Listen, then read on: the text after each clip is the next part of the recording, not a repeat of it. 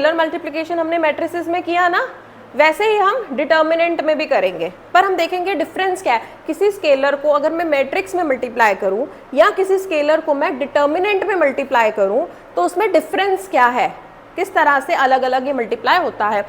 Matrix दिया है आपको, 2 क्रॉस 2 मैट्रिक्स है, एंट्रीज है 1 2 4 2, है ना।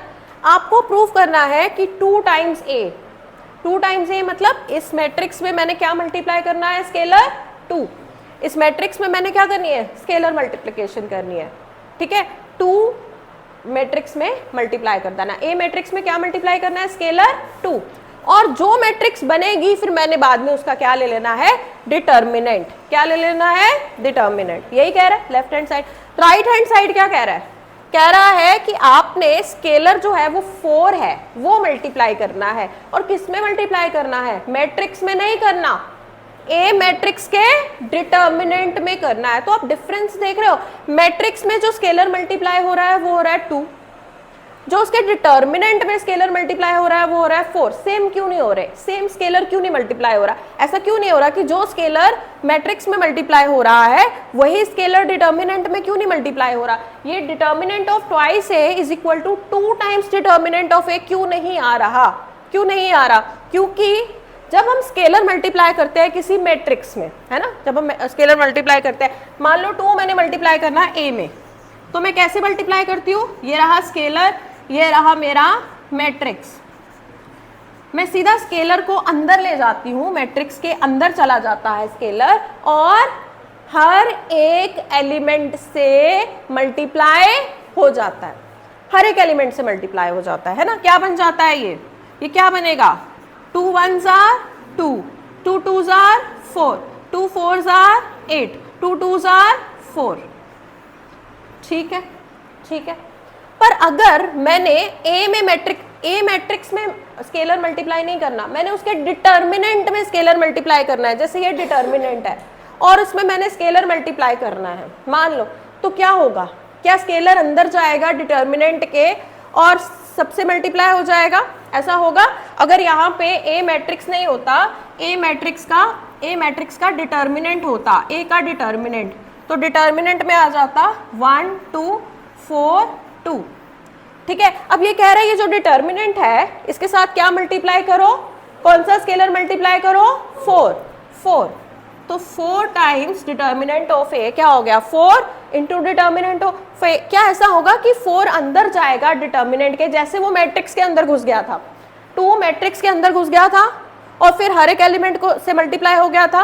क्या ऐसा होगा कि 4 डिटर्मिनेंट के अंदर घुस जाएगा और हर एक एलिमेंट से मल्टीप्लाई हो जाएगा, यस और नो, नो। क्यों नहीं होगा, उसका मन नहीं करेगा। फिर हाँ विनायक,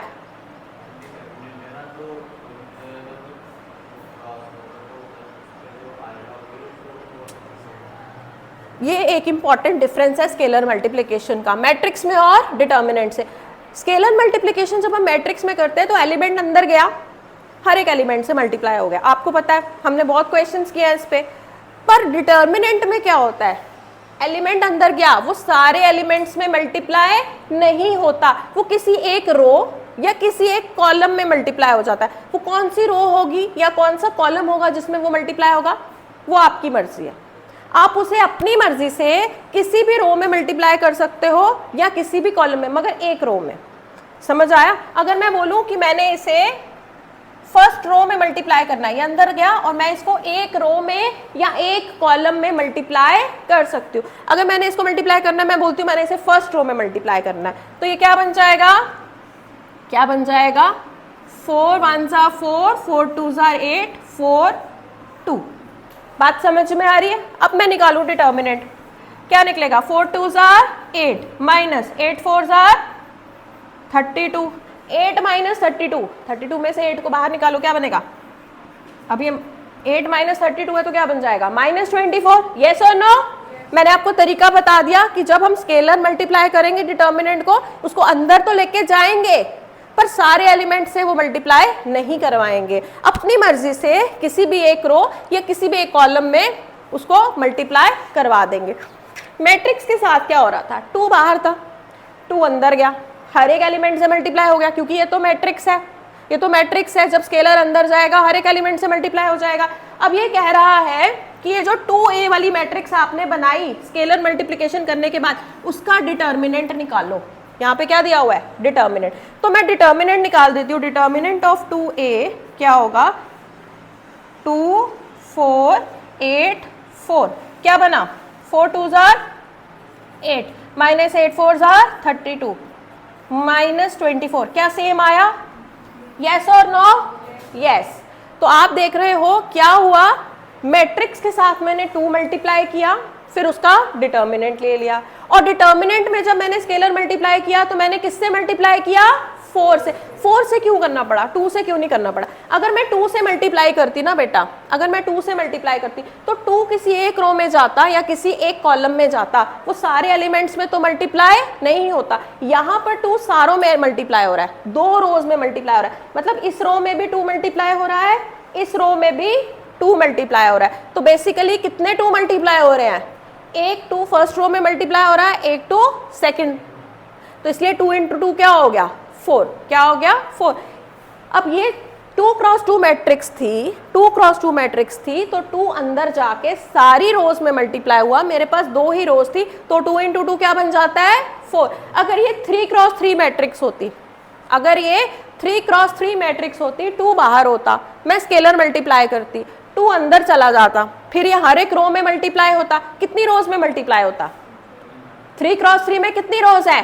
3। कितनी रोज है? 3। तो 2 अंदर जाता और 3 रोज में मल्टीप्लाई होता। पहली रो में भी 2 मल्टीप्लाई हो गया, दूसरी रो में भी 2 मल्टीप्लाई हो गया, तीसरी रो में भी 2 मल्टीप्लाई हो गया। तो कितनी बार 2 मल्टीप्लाई होता? 3 बार। 3 बार होता ना, 2 2s are 4 2s are 8। 8 यहाँ पे मुझे क्या लिखना पड़ता? 8 into determinant of A. 8 into determinant of A. क्यों? क्योंकि मुझे टोटल जो वैल्यू चाहिए ना 2 इंटू 2 इंटू 2, वो करके क्या बन रहा है? 8 बन रहा है। ठीक है, समझ में आया? अच्छा, बेसिक डिफरेंस जो हमने सीखा वो क्या सीखा? मैट्रिक्स में अगर हम स्केलर मल्टीप्लाई करेंगे तो सारे एलिमेंट से करना पड़ेगा। डिटर्मिनेंट में अगर हम स्केलर अंदर लेके जाएंगे तो सारे एलिमेंट से मल्टीप्लाई नहीं होगा। किससे मल्टीप्लाई होगा? किसी एक रो से या किसी एक कॉलम से। कौन सी रो से या कौन से कॉलम से? वो हमारी चॉइस है, वो हमारी मर्जी, हम जिस मर्जी से मल्टीप्लाई कर दे। ठीक है, इसकी वजह से एक प्रॉपर्टी बन जाती है कि अगर आपके पास कोई मैट्रिक्स है ए, कोई भी n क्रॉस n मैट्रिक्स है ए, ठीक है, उसमें आप कोई स्केलर मल्टीप्लाई कर देते हो। ठीक है, कोई स्केलर आपने मल्टीप्लाई किया, फिर आपने उसका डिटर्मिनेंट लिया। ठीक है, तो आपको डिटर्मिनेंट में क्या मल्टीप्लाई करना पड़ेगा? सेम स्केलर मल्टीप्लाई नहीं होगा। उसी स्केलर को आपको कितनी बार मल्टीप्लाई करना पड़ेगा अपने आप से? जितने ऑर्डर का ये मैट्रिक्स होगा। ठीक है, ये 2 ऑर्डर का था तो 2 इंटू 2 4। अगर ये 3 ऑर्डर का होता तो 2 इंटू 2 इंटू 2 8 से मल्टीप्लाई करते आप डिटर्मिनेंट में। समझ में आया? समझ में आया? चलो नोट करो।